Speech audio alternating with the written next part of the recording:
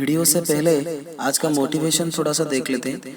आज का मोटिवेशन ये है, परिंदा कहता है अपने पंखों को खोलकर, अभी तो पूरी उड़ान बाकी है। परिंदा कहता है अपनी पंखों को खोलकर, अभी तो पूरी उड़ान बाकी है।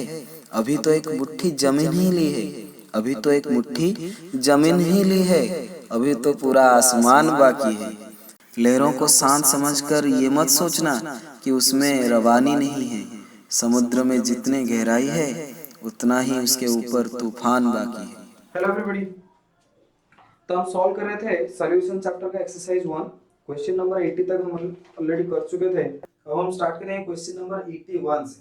देखिए क्वेश्चन नंबर 81 एक थ्योरेटिकल क्वेश्चन दे रखा है। क्वेश्चन नंबर 81 आपको पूछा है the plant cells will shrink when placed in. जो एक प्लांट सेल है वो बोले वो श्रिंक कर जाएगा, तो मतलब इसमें से वाटर क्या आ जाएगा, बाहर आ जाएगा।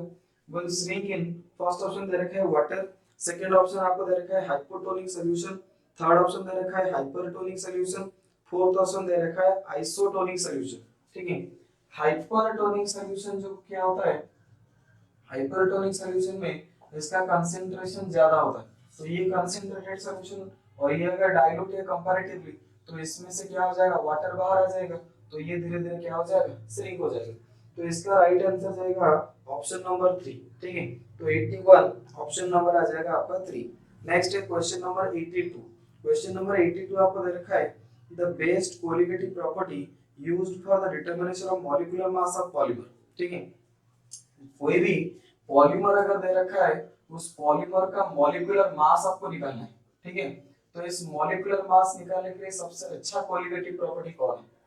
देखिए ऑप्शन दे रखा है relative lowering in vapour pressure, second option दे रखा है ऑस्मोटिक प्रेशर, थर्ड ऑप्शन दे रखा है elevation in boiling point, fourth option दे रखा है डिप्रेशन इन फ्रीजिंग पॉइंट। ठीक है, अब देखिए जो भी आप देखोगे चारों में से relative lowering of vapour pressure delta P by P naught होता है, osmotic pressure pi is equal to आता है CRT, elevation in boiling point delta TB is equal to molarity into KB, elevation depression in freezing point delta TF is equal to molarity into KB. ये तीनों को अगर आप देखोगे तो यहाँ पर क्या होता है, हर जगह आपको एक डिफरेंस निकालना होता है। ठीक है, डिफरेंस में क्या होता है, एरर आ सकता है, समझ लो डिफरेंस में क्या होता है, एरर आ सकता है।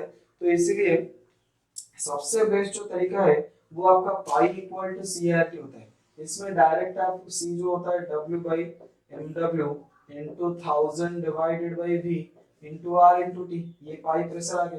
तो यहाँ से आप क्या कर सकते हो, मॉलिक्यूलर वेट बहुत इजीली निकाल सकते हो। ठीक है, तो सबसे बेस्ट तरीका होता है मॉलिक्यूलर वेट निकालने के लिए आप क्या करो, ऑस्मोटिक प्रेशर से निकालो। ठीक है, तो ये हो गया क्वेश्चन नंबर 82। इसका राइट आंसर आ जाएगा आपका ऑप्शन नंबर 2। ओके, तो क्वेश्चन नंबर 83 देख रहे थे। क्वेश्चन नंबर 83 आपको दे रखा है, आप अपना पीडीएफ लेके बैठ जाइए। ठीक है, डिस्क्रिप्शन बॉक्स में जाइए, जो नए व्यूअर्स हैं वो डिस्क्रिप्शन बॉक्स में जाइए, उसमें उनको मैंने डाल दिया है ये केमिस्ट्री एलएन का मॉड्यूल का पीडीएफ मैंने डाल दिया। ठीक है, तो आके आप मैं जब आंसर करवाऊँ, सोल्यूशन करवाऊँ क्वेश्चन का, आप अपना क्वेश्चन आपके पास रखोगे तो आपको ईजी होगा समझने के लिए। ठीक है, चलिए क्वेश्चन नंबर 83 हम देखते हैं। क्वेश्चन नंबर 83 दे रखा है if mole fraction of solvent in solution decreases. Solvent का मोल फ्रैक्शन अगर डिक्रीज हो गया देन क्या होगा। फर्स्ट ऑप्शन दे रखा है vapour pressure of solution increases. नहीं, सॉल्यूशन का वेपर प्रेशर जो होता है सॉल्वेंट के ऊपर डिपेंड करता है, जितना ज्यादा सॉल्वेंट आएगा उतना ज्यादा वेपर प्रेशर आएगा, ये तो नहीं होगा। बॉइलिंग पॉइंट डिक्रीजेस, देखो सॉल्वेंट डिक्रीज हो गया मतलब सॉल्यूट बढ़ गया, सॉल्यूट बढ़ेगा तो बॉइलिंग पॉइंट क्या हो जाएगा, इंक्रीज होगा, तो ये दे रखा है बॉइलिंग पॉइंट डिक्रीजेस, ये ऑप्शन में नहीं होगा। Osmotic pressure increases, obviously osmotic pressure होता है पाई इक्वल टू सीआरटी। अब जब सॉल्वेंट घट गया तो मतलब सॉल्यूट बढ़ा, सॉल्यूट अगर बढ़ा तो कंसंट्रेशन क्या हुआ, बढ़ा, कंसंट्रेशन बढ़ेगा तो पाई का वैल्यू भी क्या हो जाएगा, बढ़ेगा। तो ये थर्ड ऑप्शन आएगा ऑस्मोटिक प्रेशर इंक्रीजेस। नेक्स्ट आते हैं क्वेश्चन नंबर 84 पर। क्वेश्चन नंबर 84 आपको प्रोवाइड कर रखा है the osmotic pressure of solution increases if temperature is lower. Osmotic pressure के बारे में बात कर रहा है, वो बोले osmotic pressure of solution increases if temperature is lower. Temperature lower करने से नहीं, वॉल्यूम इज इंक्रीज, वॉल्यूम अगर बढ़ाओगे नहीं, number of solute molecules increase, जब नंबर ऑफ सॉल्यूट मॉलिक्यूल बढ़ेगा, ये सी होता है n/v, तो नंबर ऑफ सॉल्यूट मॉलिक्यूल बढ़ेगा तो इसलिए पाई भी क्या होगा, बढ़ेगा। ठीक है, इजी क्वेश्चन है, इसमें से मतलब इसमें ज्यादा कोई दिक्कत वाली बात नहीं थी। चलिए नेक्स्ट आते हैं क्वेश्चन नंबर 85 पर। क्वेश्चन नंबर 85 में आपको दे रखा है osmotic pressure of A solution, उसका डेंसिटी में दे रखा है 1 ग्राम पर millilitre containing 3 gram of glucose. तो उसमें 3 ग्राम ग्लूकोज है इन 60 gram of water, in 60 gram of water at 15 degree Celsius. तो इसका ऑस्मोटिक प्रेशर निकालने के लिए फॉर्मूला आता है pi equal to C R T. C होता है क्या, W by M W into 1000 by B into R into T, concentration molarity terms में ले लेते हैं। तो W by M W into 1000 divided by B, तो ये आ जाएगा W। W आपको दे रखा है 3 gram of glucose into 1000 divided by molecular weight of glucose आपको प्रोवाइड कर रखे हैं 180। वॉल्यूम ऑफ सॉल्यूशन आपको चाहिए तो 60 gram of water at 15 degree Celsius. तो ये जो है that is volume of solution. तो वॉल्यूम ऑफ सॉल्यूशन कैसे निकलेगा, वॉल्यूम तो नहीं दे रखा है, डेंसिटी दे रखा है। डेंसिटी होता है मास अपॉन वॉल्यूम, तो implies that volume is equal to आ जाएगा मास अपॉन डेंसिटी। तो आपको क्या चाहिए, वॉल्यूम ऑफ सॉल्यूशन। तो वॉल्यूम ऑफ सॉल्यूशन मतलब mass of solution divided by density of solution. अब मास ऑफ सॉल्यूशन क्या होता है, mass of solvent plus mass of solute. तो mass of solution is equal to आ जाएगा mass of solvent plus solute. तो solvent का मास कितना है 60 ग्राम, सॉल्यूट का 3 gram, that is equal to 63 gram. तो वॉल्यूम ऑफ सॉल्यूशन कितना बन गया, volume of solution equal to mass of solution 63 divided by 1, that is okay. तो आपका वॉल्यूम निकल गया कितना, वॉल्यूम इज इक्वल टू आ जाएगा 63। तो अब फॉर्मूले में वैल्यू पुट अप कीजिए, W दे रखा है weight of solute, weight of solute है 3 into 1000 divided by molecular wait, molecular weight आपका निकल के आ जाएगा 180 दे रखा है। और वॉल्यूम ऑफ सॉल्यूशन आपने निकाला that is equal to 63 into r 0.0821। Temperature आपको दे रखा है 15 डिग्री सेल्सियस, तो 273 plus 15 that is equal to 288। जब आप इसको सॉल्व करोगे तो ये फाइनल आंसर निकल के आएगा 6.25। तो इसका राइट आंसर जाएगा ऑप्शन नंबर 3। ठीक है, ये क्वेश्चन आया समझ में, ठीक है। चलिए तो नेक्स्ट आते हैं क्वेश्चन नंबर 86 पर। ठीक है, क्वेश्चन नंबर 86 दे रखा है osmotic pressure of sugar solution at 24 degree Celsius is 2.5 atmosphere, the concentration of solution in mole per litre कितना। ठीक है, तो ऑस्मोटिक प्रेशर होता है pi is equal to CRT. तो पाई आपको क्या दे रखा है, that is equal to 2.5 atmosphere.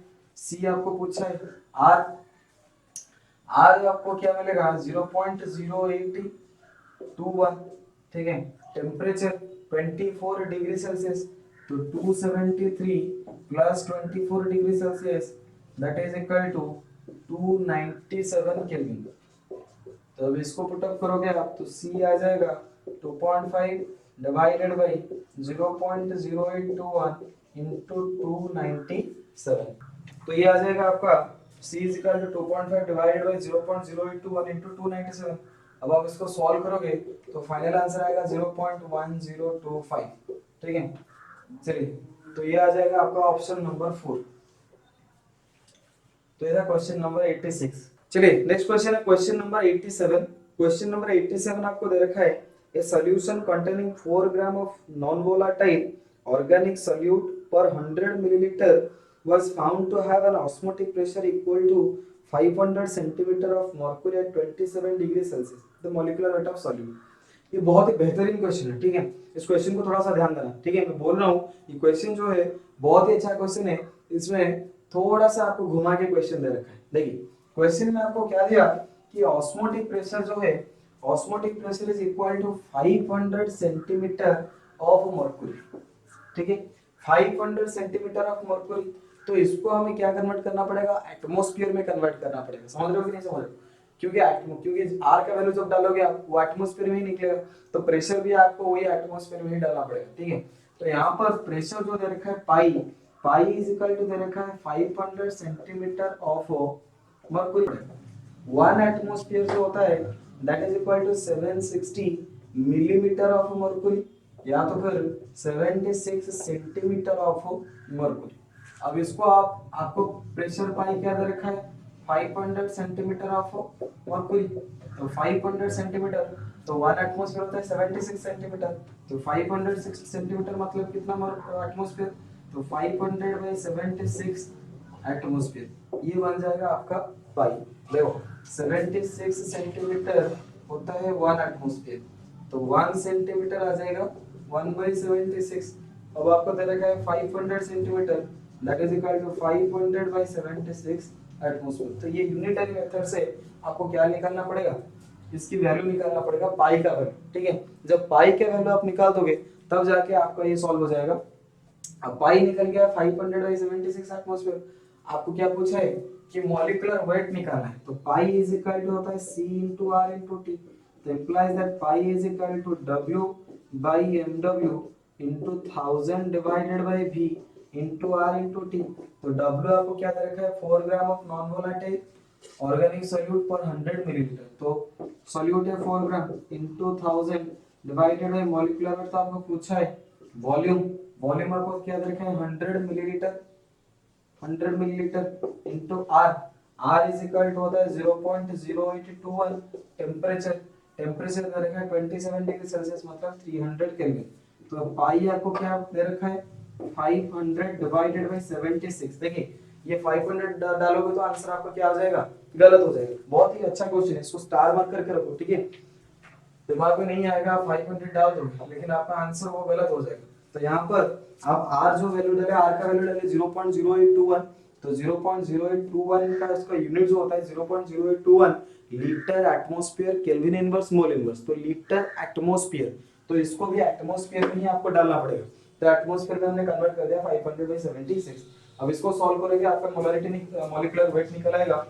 अब मॉलिक्यूलर रेट निकालना है, मॉलिक्यूलर रेट इधर ये इसको लेना है, ये इसको लेना। ठीक है, अब यहाँ पे मॉलिक्यूलर रेट आप सॉल्व कर सकते हो, तो मॉलिक्यूलर रेट सॉल्व करोगे तो फाइनल आंसर आपका आएगा ऑप्शन नंबर 2, दैट इज 149.7। ठीक है, थोड़ा सा आप कुछ भी खुद भी सॉल्व कर दिया करो। चलिए, तो ये था क्वेश्चन नंबर 87, एक बहुत ही बेहतरीन क्वेश्चन है। ठीक है, अच्छा लगा तो कमेंट सेक्शन में बताना कि सर एक्चुअली अच्छा क्वेश्चन था कि नहीं है। ठीक है, चलिए नेक्स्ट आते हैं क्वेश्चन नंबर 88। क्वेश्चन नंबर 88 आपको दे रखा है solution containing 8.6 gram urea in 1 liter was found to be isotonic with 0.5% solution of an organic non-volatile solute. The molecular weight of latter equals to कितना। ठीक है, देखिए आइसोटोनिक मतलब क्या होता है, ऑस्मोटिक प्रेशर सेम होता है, तो पाई 1 इज इक्वल टू आ जाएगा पाई 2। पाई 1 होता है C1 into R into T, that is equal to C2 into R। देखो टेंपरेचर डिफरेंट नहीं दे रखा है तो हम मान के चल रहे हैं कि टेंपरेचर सेम ही, तो यहाँ पे RT तो कांस्टेंट है, ये माइनस कट जाएगा तो ये हो जाएगा C1 into C2। अब C1 जो है कंसंट्रेशन, यूरिया दे रखा है 8.6 gram urea in 1 litre was found to be isotonic 0.5%, तो इसका कंसंट्रेशन ले लेते हैं किसमें, मोलरिटी के टर्म्स में लेते हैं W by mw into 1000 divided bye V, ये भी वही पकड़ लेते हैं W by mw into 1000 divided bye V। ठीक है, तो ये है यूरिया, ये यूरिया है, ये कुछ अलग है। ठीक है, तो वेट ऑफ यूरिया दे रखा है कितना 8.6 into 1000 divided by molecular weight होगा ये आता है 60 into वॉल्यूम ऑफ सॉल्यूशन दे दिया 1 लीटर मतलब 1000। वेट दे रखा है, weight is isotonic 0.5% weight by volume solution.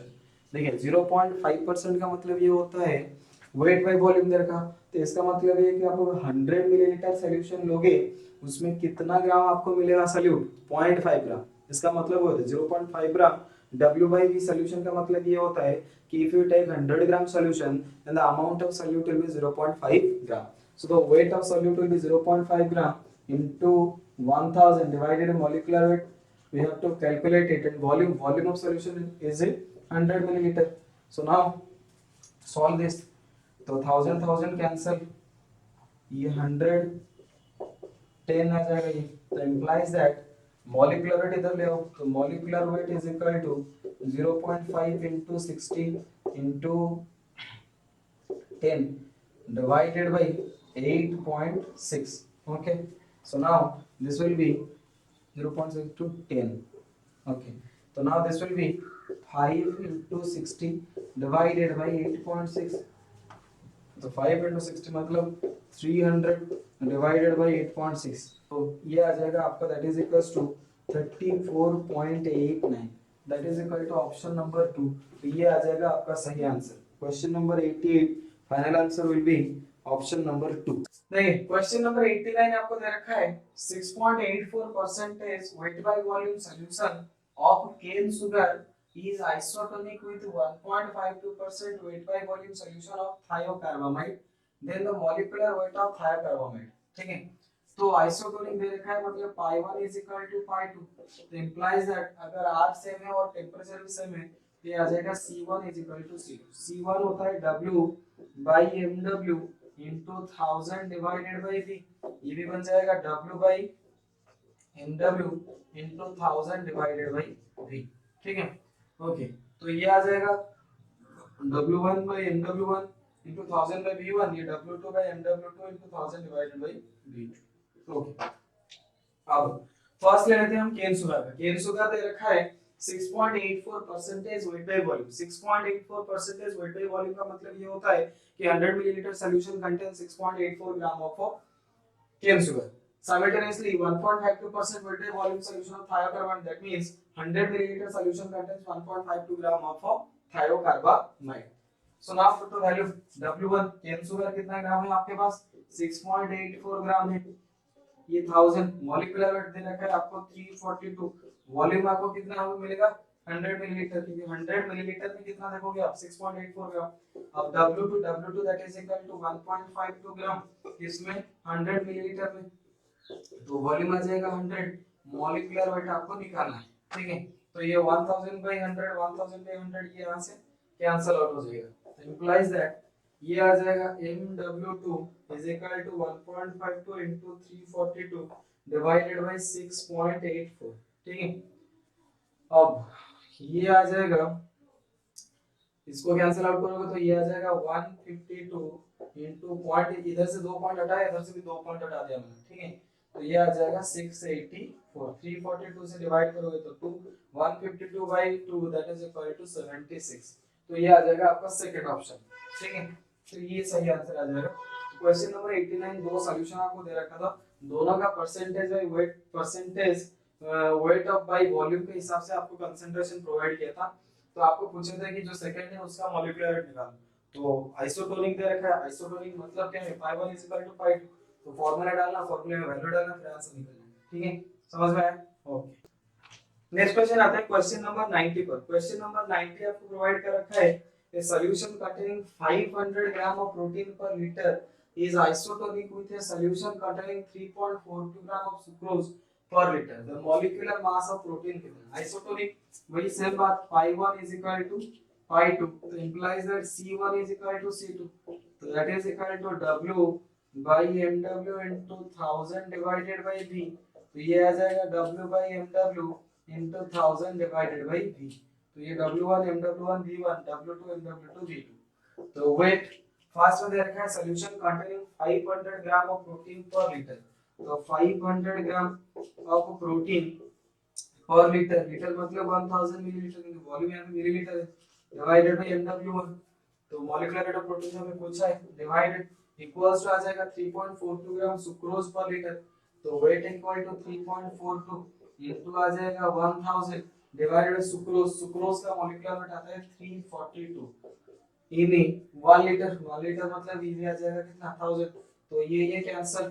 ठीक है, 3.42 को 342 से आप जब कैंसिल आउट करोगे ये बन जाएगा आपका 100, तो इंप्लाइज दैट आपका मॉलिक्यूलर वेट आ जाएगा MW1 is equals to 500 into 100 that is equal to 50,000, तो ये आ जाएगा आपका फोर्थ ऑप्शन। ठीक है, तो क्वेश्चन वही सेम क्वेश्चन था, ऑस्मोटिक प्रेशर वाला, आइसोटोनिक दे रखा है आपको पाई 1 इक्वल टू पाई 2 करना था, वहां से फिर आपको मॉलिक्यूलर वेट प्रोटीन का निकालना है, तो ये मॉलिक्यूलर वेट प्रोटीन का निकल के आ जाएगा 50,000, जो कि ऑप्शन नंबर 4 है। तो नेक्स्ट क्वेश्चन आता है क्वेश्चन नंबर 91 पर। क्वेश्चन नंबर 91 आपको प्रोवाइड कर रखा है the osmotic pressure of blood is 7.65 atmosphere. ठीक है, at 310 Kelvin an aqueous solution of glucose that will be isotonic with blood is, तो आइसोटोनिक पूछा है, उसका सॉल्यूशन मतलब उस सॉल्यूशन ग्लूकोज सॉल्यूशन का कंसंट्रेशन पूछा है इन टर्म्स ऑफ वेट पर वॉल्यूम।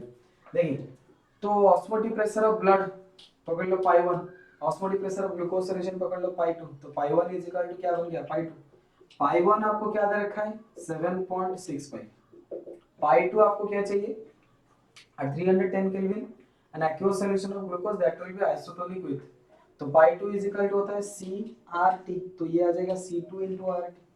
C क्या होता है, that is equal to N/V into R into T, तो implies that 7.65 is equal to N/V।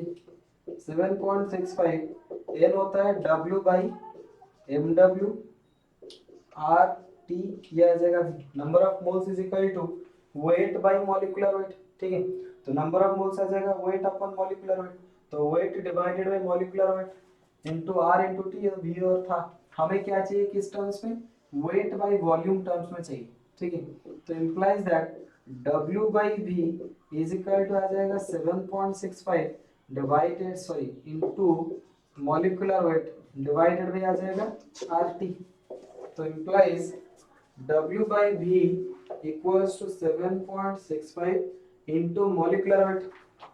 molecular weight किसका, ये ग्लूकोज, इस साइड में हम ग्लूकोज का लिए, तो ग्लूकोज का molecular weight होता है 180 divided by R, R is equal to आ जाएगा 0.0821 और T आपको दे रखा है 310। अब इसको सॉल्व करते हैं। क्वेश्चन नंबर 92 पर क्वेश्चन नंबर 92 दे रखा है which method can not be used to find out molecular weight of non volatile solute. Non volatile solute का मॉलिक्यूलर वेट निकालने के लिए कौन सा मेथड यूज नहीं कर पाएंगे।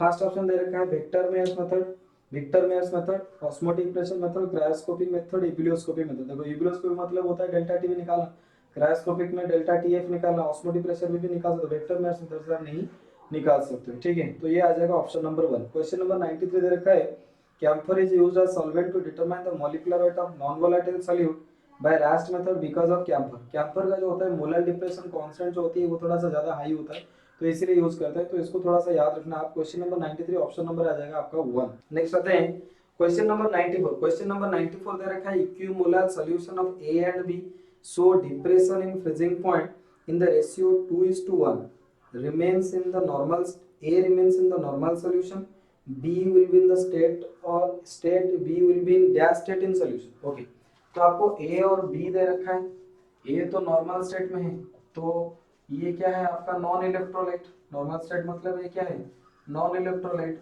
वो बोल रहे हैं कि दोनों का freezing point in the ratio क्या है, फ्रीजिंग पॉइंट मतलब रेशियो दे दिया, मतलब डेल्टा टीएफ का रेशियो, डिप्रेशन और फ्रीजिंग पॉइंट का रेशियो, डेल्टा टीएफ का रेशियो आपको प्रोवाइड किया 2:1, ठीक है। इक्विमोलर, दोनों का मोलालिटी जो है वो भी सेम है, ठीक है। इसका भी मोलालिटी m, इसका भी मोलालिटी आपको क्या दे दिया m, दोनों का मोलालिटी आपको दे दिया सेम, तो दोनों का मोलालिटी भी सेम। इक्विमोलर मतलब इसका मोलालिटी उसका मोलालिटी भी आपको दे दिया सेम। तो क्वेश्चन में पूछा equimolar solution of A and B so depression in freezing point in the ratio of 2:1, A remains in the normal state in the solution, B will be in dash state in the solution। B कौन सा state में आएगा, देखिए तो ये normal state non electrolyte, इसका delta TF जो है वो 2 टाइम्स देन बी, तो मतलब बी का डेल्टा टीएफ जो है कम आ रहा है, तो बी इलेक्ट्रोलाइट है, इलेक्ट्रोलाइट केस में delta TF is equal to molality into KF into आ जाएगा आपका आई, ठीक है। तो मोलालिटी तो सेम है, केएफ भी सेम आ जाएगा, तो ये जो molality into K F that is equal to इसका वैल्यू कितना है 2 ही आएगा, तब टोटल में इसका 1 आ रहा है, मतलब आई का वैल्यू कितना है 1/2, ठीक है। तो यहाँ पे आई जो आ जाएगा 1/2, आई 1/2 आएगा तभी जाके ये 2:1 से, ये 2 है तो ये 1 कैसे आएगा, जब आई इक्वल टू कितना आ जाएगा 1/2, तो आई 1/2 मतलब क्या है लेस देन 1, तो लेस देन 1 कब होता है जब एसोसिएशन होता है, तो आई का वैल्यू लेस देन 1 एसोसिएशन में आएगा, तो 94 ऑप्शन आ जाएगा 2। नेक्स्ट क्वेश्चन है 95। क्वेश्चन नंबर 95 का आपको दे रखा है वेक्टर फैक्टर क्या है, vector factor less then in case of dissociation, नहीं डिसोसिएशन में वेक्टर फैक्टर बढ़ता है, एसोसिएशन में घटता है, ठीक है, ये ध्यान रखना। तो ऑप्शन नंबर आ जाएगा 4 less than 1 in case of association. Vector factor in dilute solution of K3FeCN6, तो K3FeCN6, K3FeCN6 कितना आयन बनाएगा, ये 3 आयन, ये 1 आयन, टोटल में 4 आयन बनाएगा। ये सॉल्ट होता है भाई, सॉल्ट केस में I इज इक्वल टू क्या आता है N, क्योंकि अल्फा 100% हो जाता है, तो यहाँ पर I is equal to N आएगा, तो टोटल नंबर ऑफ आयंस कितना बनेगा, ये 3 पोटेशियम आयन FeCN6 -3 आयन, तो टोटल में 3 आयन, ये 3 और ये 4, तो टोटल में 4 आयंस बनेंगे, तो I इज इक्वल टू आ जाएगा 4, तो 96 ऑप्शन नंबर आ जाएगा 2। नेक्स्ट आता है क्वेश्चन नंबर 97।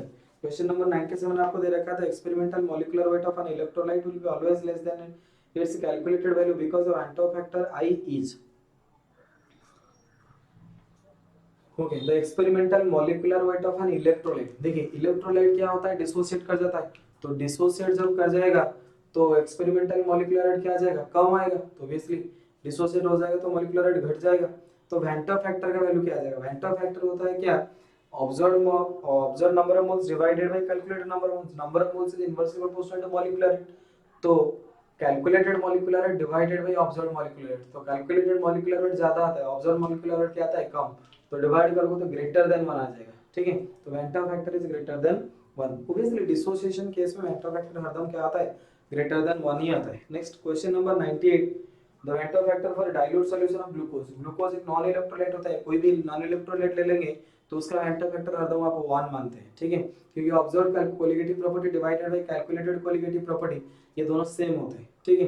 नेक्स्ट आता है question number 99, substance A when dissolved in solvent B shows the molecular mass corresponding to A3। तो A क्या बन गया, A3 बन गया, तो मतलब यहाँ पर कितने मॉलिक्यूल एसोसिएट हो रहे हैं, 3 मॉलिक्यूल, तो एसोसिएशन में I is equal to बनेगा 1/n, that is equal to 1/3। तो वेंटर फैक्टर कितना बन जाएगा, 1/3। एसोसिएशन में I equal to 1/n, dissociation में I equal to n, जब अल्फा equal to 100% मानते हैं, ठीक है। नेक्स्ट क्वेश्चन नंबर 100 पर आते हैं। The ratio value of colligative property potassium chloride solution to that of sugar solution in yield has 2 times। potassium chloride solution का colligative property sugar solution के respect में कितना आएगा, sugar solution में तो नॉर्मल अगर डेल्टा टी पकड़ेंगे molality into K B, लेकिन यहाँ पे molality into K B into I, तो इसका आई कितना बन जाएगा, that is equal to n into 2। तो इसका colligative property इसका रेस्पेक्ट में कितना टाइम्स आ जाएगा, 2 टाइम्स आ जाएगा, तो 2 टाइम्स मतलब 100 का आंसर आ जाएगा ऑप्शन नंबर 3, ठीक है। तो ये क्वेश्चन नंबर 100 तक हमने सॉल्व करवा लिया, आगे मैं धीरे धीरे करके आपको पूरा एक्सरसाइज सॉल्व करवा दूंगा, ठीक है। वीडियो अगर अच्छा लगा तो लाइक शेयर सब्सक्राइब तो बिल्कुल बनता ही है, दोस्तों के साथ थोड़ा सा शेयर भी कर दिया करो, और चैनल को सब्सक्राइब भी थोड़ा सा कर दिया करो, ठीक है। चैनल का सब्सक्राइब और थोड़ा सा बढ़ाओ ताकि मुझे भी थोड़ा सा मोटिवेशन मिले। चलिए, थैंक यू।